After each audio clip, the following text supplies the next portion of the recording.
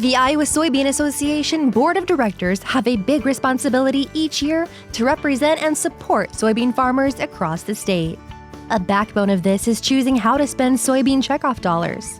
The 22 farmers met last month to talk budgets, priorities, and compromises for the 2022 fiscal year. More after this. Progress is a human invention. We look at our world and we imagine how to make it better. That's the power of human ingenuity. We can redefine what's possible. At Bayer, we're shaping the future of agriculture, like farms where all life grows together. It's not impossible, it's progress.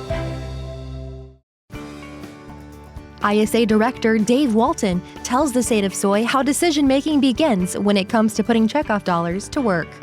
Today we heard presentations from staff on the 4 main program areas, and as board members what we tried to do is divide up the pot of money into the 4 buckets and try to decide which areas we'd like to focus on more in the 2022 fiscal year.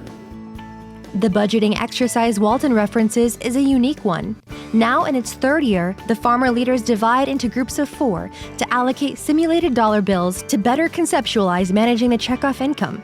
It really kind of brings it home because it's almost like how the checkoff works. It's up to us to divide it up how we think our producers in the state want us to spend that money. So it makes it a real physical link to the actual dollars when you have the monopoly money, if you will, to divide up into the 4 program areas. And it really does drive that home that we are working with producer dollars, and we try to spend that money as wisely as we can. Tim Bardole, former ISA president and current director on the United Soybean Board, says spending checkoff dollars wisely is the goal of every budgeting exercise. He says the farmer directors must decide between several different priority areas that all work to support soybean farmers across Iowa. Everybody that raises soybeans puts into the checkoff. As directors of the Iowa Soybean Association, it's our responsibility to find places that whether it helps increase the demand, whether it be international or here in the United States, find some solutions to some agronomic problems on the production side, educating the population, whether it be other farmers in what we're doing and ways they can do things better, or urban people on what we're doing and how we're protecting the environment and producing safe food for them and their families.